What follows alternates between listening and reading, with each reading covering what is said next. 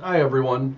Today we're going to talk about how we discuss work, work or amount of work in English. So in English, we think of our responsibilities, our collective responsibilities, as a workload. Load means like if I have a truck and I have a bunch of rocks in the back of it, that's a load. A large load that he is carrying to, I don't know, he's going to dump it somewhere, or that's a load. If you look at this guy, this is a person that is carrying like this. They're carrying a big mound of rocks or something on their back like this. They've got a big load on their back, right? Or sometimes people carry things on their head, right? Um, this is how we think of responsibilities in English.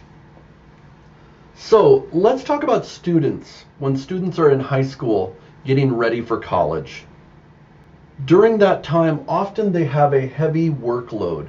What does this workload consist of? It consists of studies, what we call extracurricular activities. I will write that out. So studies, extracurricular activities.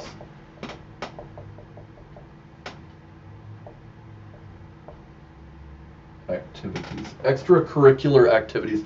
Curricular refers to curriculum, or what you have to study in a class. Curriculum. What is the curriculum? Oh, well, this is what they're going to cover in the class. Studies, extracurricular activities, also applying for colleges. They're trying to gain a lot of things that they can put on their resume for when they apply to a college. In the US, we not only have to have good grades, but we also have to have other activities that we do.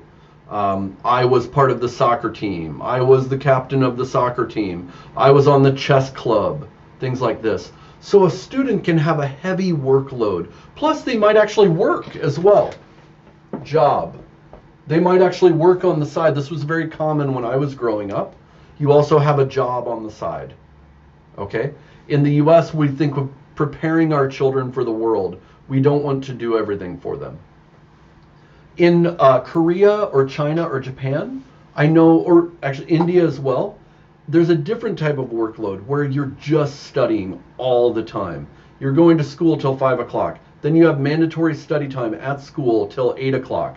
And then when you get home, you're doing tuition until late at night. And then you're getting up early in order to go to school. I know in Korea it is this way, and it seems insane. That would be a heavy workload, and it would all be about studies. Okay? So remember, we think of workload as carrying a weight. At work, we can say, oh, at my job, at this company, everyone has a heavy workload, meaning they have a lot of responsibilities. Every day, they're carrying this amount of weight around, okay? So we actually use this in speech. I have to carry a lot of weight.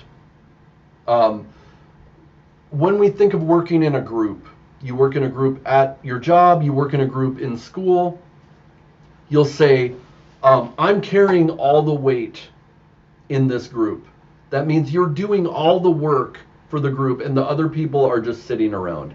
You're carrying the weight. We think of the work you have to do for the group as a mound of rocks that have to be carried. And I'm carrying all the weight for this group. I'm carrying a lot of weight in this relationship.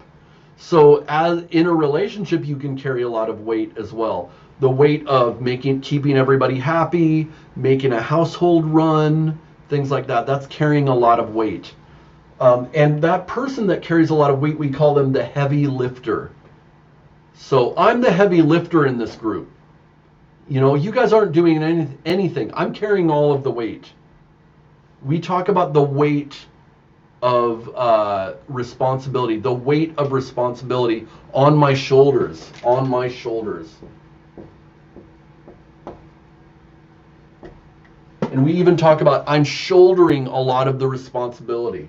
I'm shouldering, we are making the noun into a verb, a lot of the responsibility.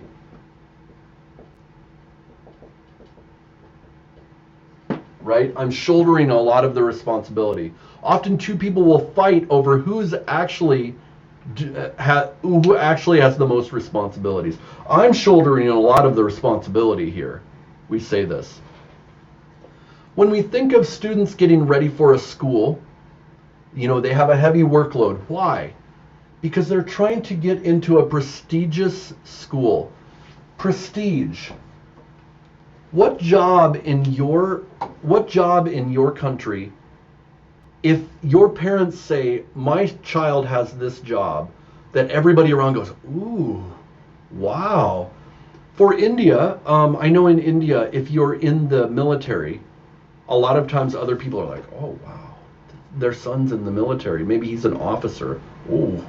In the US, it's not, people don't think about it that much. I was asking my friend from Vietnam, he said it's not that big of a deal. But I said to my friend, my student from Vietnam, what would your parents be proud of? Oh, if they say my child is a doctor or an engineer. That's prestigious. Prestigious is the adjective of prestige. That means people really look up to that person. And the family has prestige now because their child is doing that type of job. Same thing with schools. In China, you want to go to Peking University. It's very prestigious. In the US, you want to go to Harvard, Cambridge. In India, you want to go to IIT, or maybe I think Delhi University also, but IIT is the most prestigious, right? I'm sorry, Cambridge. I said Cambridge. Cambridge would be in England. You want to go to Cornell, Columbia, Stanford in the US. Those are prestigious. Now, getting back to the heaviness, we talk about this a lot. You pay a heavy toll. A toll is something when you have to cross a bridge, you pay a toll and then you're able to cross the bridge. Or you need to go across a body of water and someone's going to ferry you across. You pay a toll to go on that ferry across. In the same way, to get what we want, we have to pay a toll, right? There's a heavy toll. In order to get into a prestigious university, you have to pay a heavy toll. That toll is the workload that you take on. If I want to have my own business, I have to pay a heavy toll for this. Maybe at my current job, I have to work very hard to make money so that I can get that bonus. When I get that bonus, I'll quit my job and then I'm going to start my own business. When I start my own business, I work very hard. That's a heavy toll. There's a big or heavy price to pay to become a business owner. There's a heavy price to pay to get into a prestigious university. You have to pay a heavy toll. And not only that, you have to pay an emotional toll. What is an emotional toll? Well, the workload's not just about the amount of time. It's also about what it takes out of you. What it takes out of you. We have this reserve of energy inside of us, and that really takes something out of us. Takes something out of us. Out of us. That really takes something out of us. We think we have this reserve of energy inside of us. And the more we do this job, it takes energy out of us. We have to recharge. On the weekends, we have to recharge by sleeping, going out and drinking with friends, or something like that, having good food and relaxing. This helps us to recharge because work takes so much out of us. We say, oh, it takes so much out of us to do that. It has an emotional toll. So this is how we talk about work and responsibilities in English. It's good to think of this picture of it being a load. How do you talk about responsibilities in your language? Think about it. It's good to think about how you think about it and then how we talk about it. And it will help you to talk in English. I'll give you an example now. go ahead and sign off if you're not interested. I'm taking a lot of time. In Hindi, in English, I say that if I remember someone and I miss them, I say, I miss you. But this is not how in Hindi people think of this. I just say I miss you. My feelings are that I miss being around you. In Hindi, it's that I am remembering you. And you say, Mujhe aapki yaad aa rahi hai. Aa rahi hai. To me, your remembrance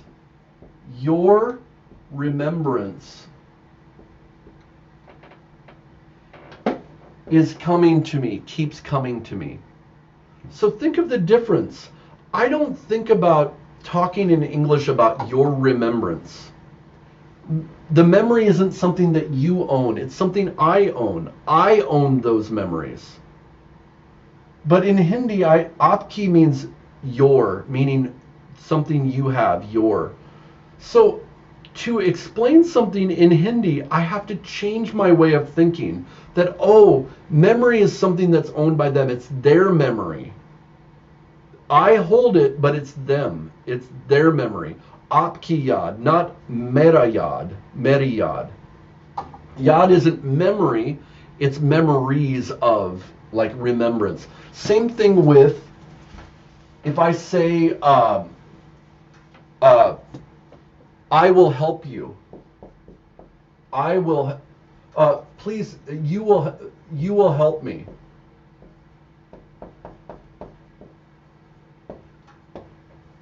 You will help me. Well, in Hindi, they think of helping as something that's owned by the person doing the help.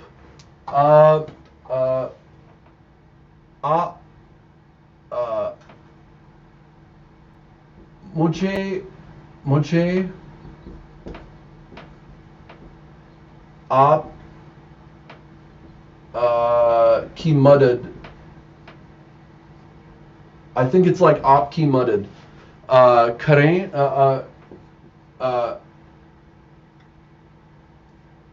करेगा, something like that, or karegi.